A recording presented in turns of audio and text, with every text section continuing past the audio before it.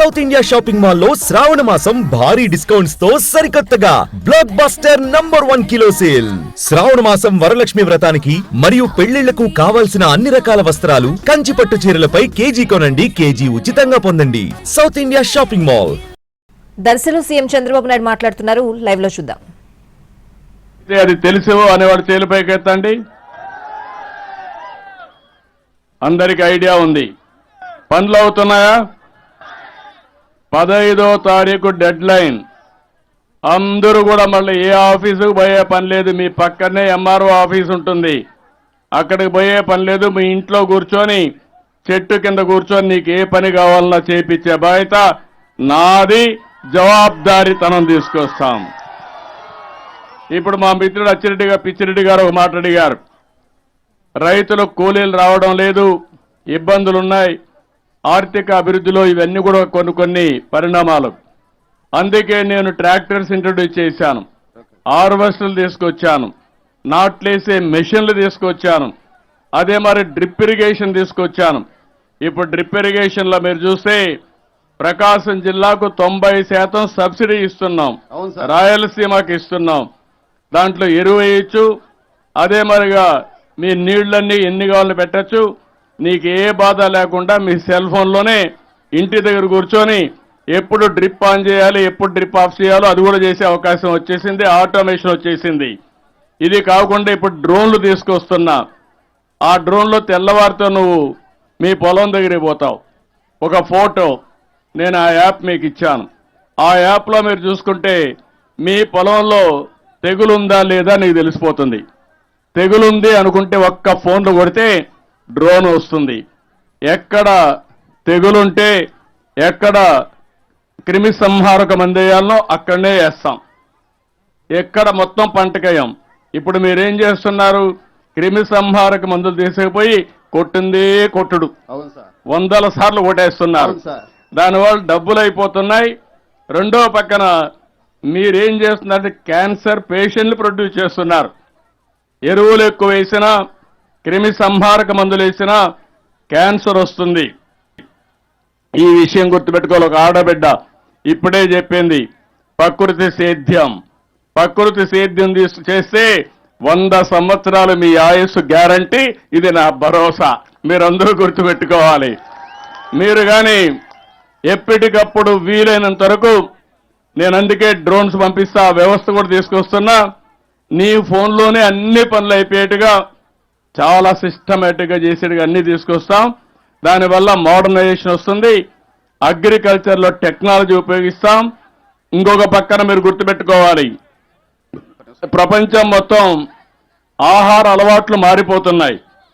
ఒకప్పుడు అందరూ రైస్ తినేవాళ్ళం, ఒకప్పుడు రైస్ కూడా తినేవాళ్ళం కాదు. ఎన్టీ రామారావు గారు వచ్చిన తర్వాత 2 రూపాయల కేజీ బియ్యం పెట్టిన తర్వాత పేదవాళ్ళందరూ కూడా అన్నం తినడం మొదలుపెట్టారు. అంత మునుపు మీరు తినేది కొర్రలు, రాగులు, సజ్జ, జొన్న ఇవి తినేవాళ్ళు. దానివల్ల ఆరోగ్యం బాగుండేది. ఇప్పుడు మీలో ప్యాషన్ పెరిగింది. డబుల్ పాలిష్, తెల్లగా ఉండాలి. తెల్లగా ఉంటే ఏమొస్తుంది? కార్బోహైడ్రేట్స్ ఉంటాయి. అది తింటే పౌష్టికాహారం కాదు. దానివల్ల అన్ని సమస్యలు వస్తున్నాయి. అందుకే ప్రపంచం మొత్తం ఇప్పుడంతా కూడా మీరు చూస్తే పళ్ళు ఎక్కువ తింటున్నారు, కూరగాయలు ఎక్కువ తింటున్నారు, ప్రకృతి సేద్యంలో వచ్చినట్టు తింటున్నారు, కోడి మాంసం ఎక్కువ తింటున్నారు, ప్రోటీన్ ఉంటుందని. ఎగ్ ఎక్కువ తింటున్నారు, అక్కడక్కడ కొద్దిగా మటన్ తింటున్నారు, పాలు ఎక్కువ తాగుతున్నారు. పాలతో వచ్చే పదార్థాలు ఎక్కువ తినే పరిస్థితికి వచ్చారు.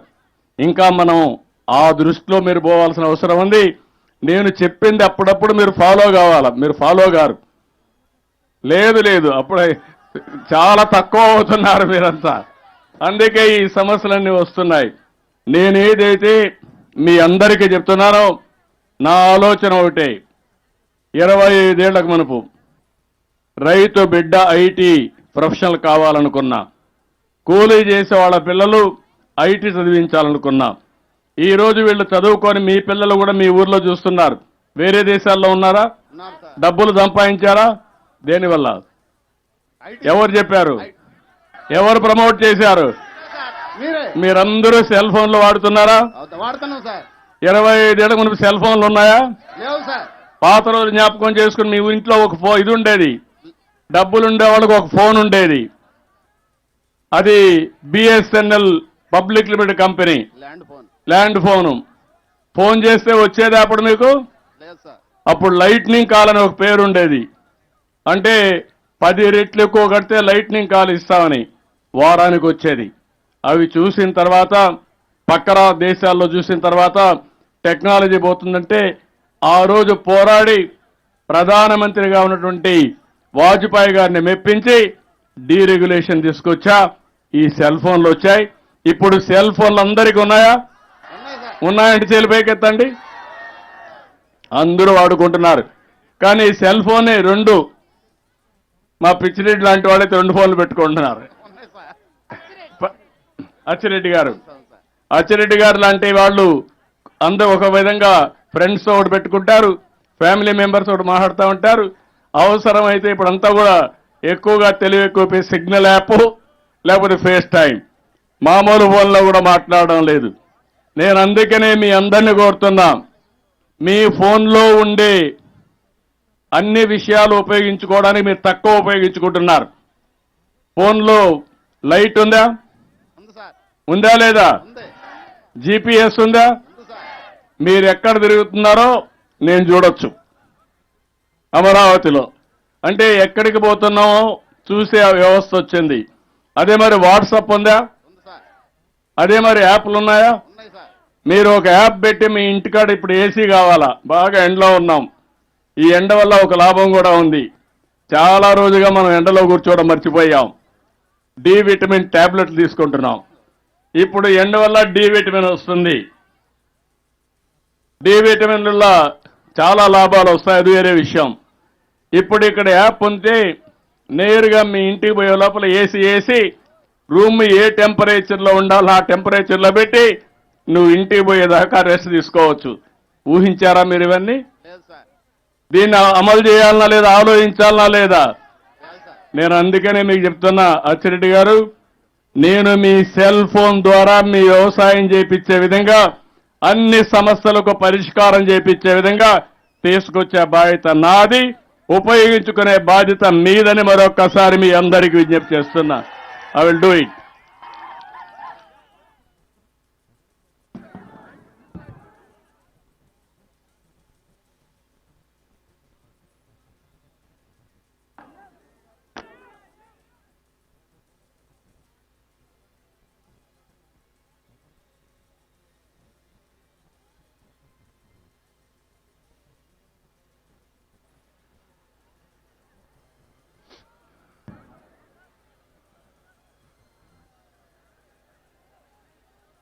వేదిక మైక్ సౌండ్. వేదిక పైనున్న రైతు సోదరిమణులు, అదేవిధంగా సహచర మంత్రివర్గ సభ్యులు, ప్రజాప్రతినిధులు, ఈరోజు మంచి ఎండ, ఈ ఎండను కూడా లెక్క చేయకుండా ఈ కార్యక్రమాన్ని జయప్రదం చేస్తున్నటువంటి రైతు సోదరిమణులందరికీ మనస్ఫూర్తిగా నమస్కారాలు, అభినందనలు, శుభాభినందనలు. వీరాయపాళెం, దర్శి మండలం, ప్రకాశం జిల్లా ఒక చరిత్ర, మళ్ళా చరిత్ర అనే ఉంటే దాంట్లో రాయదగ్గ చరిత్ర ఈ వీరాయపాళెం చరిత్ర అని చెప్పి కూడా నేను మీకు తెలియజేస్తున్నా. దీనికంటే ఆనందమైనటువంటి సమయం నాకు ఏది లేదు జీవితంలో. చుట్టూ చూస్తే పచ్చని పొలాలు, రైతు ఎప్పుడూ పొలం దగ్గరనే ఉంటాడు, ఈ ఎండలోనే ఉంటాడు. అలాంటి ఎండలో కూర్చొని రాష్ట్రానికి అన్నదాత సుఖీభవ కింద ఈరోజు కేంద్రం ఇచ్చే డబ్బులు కలిపి 7,000 రూపాయలు ఇక్కడ ట్రాన్స్ఫర్ చేశామంటే మీ అకౌంట్కి వేసామంటే అది చరిత్ర. అదే నాకు సంతోషం. మిమ్మల్ని చూస్తున్న ఒక్కొక్కరిని చూస్తే సూపర్ 6 వచ్చాయి, అనేక కార్యక్రమాలు వచ్చాయి. ఎంతమంది పిల్లలుంటే అంతమంది పిల్లలకి తల్లికి వందనం వచ్చింది అని ఆనందపడతా ఉంటే దానికంటే నాకు ఏరే సంతోషం ఏముందని మిమ్మల్ని అడుగుతున్నా. అన్నదాత ఎప్పుడు కూడా సుఖీ భవ, రైతే రాజు కావాలి. అందుకని ఈరోజు ఎన్ని కష్టాలన్నా ఉండేయండి, ఆ కష్టాలు నా వరకే పరిమితం. మీరు మాత్రం సుఖ సంతోషాలతో ఉండాలనేది నా ఆకాంక్షని మరొక్కసారి విజ్ఞప్తి చేస్తున్నా. ఎన్నికల కంటే ముందు అరాచక పాలన, రాక్షస పాలన, విధ్వంస పాలన, మా తమ్ముడు సైకో పాలన అంటున్నాడు. అవును, అందరినీ ఇబ్బంది పెట్టారు, వాళ్ళు ఆనందపడ్డారు. డబ్బులు వచ్చేసాయి, అకౌంట్లో డబ్బులు వచ్చాయి. మా తమ్ముడు తెలివి అకౌంట్ ఇక్కడి నుంచే చెక్ చేసుకుని అవసరమైతే ఇక్కడి నుంచే ఎవరికి ఇవ్వాలనో వాళ్ళకు ట్రాన్స్ఫర్ కూడా ఒక క్లిక్ తో చేసేస్తాడు. అది ఈ రోజు యొక్క టెక్నాలజీ ప్రభావం.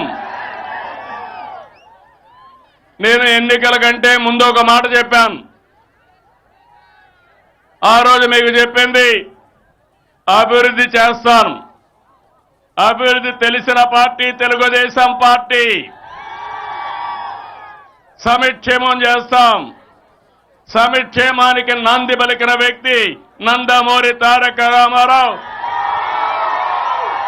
Party Telugu Desam party. ఈరోజు నేను కష్టపడుతున్నాను. నా కష్టం కొంతమంది కోసం కాదు, రాష్ట్రంలో ఉండే ప్రతి ఒక్కరికి న్యాయం చేయాలి.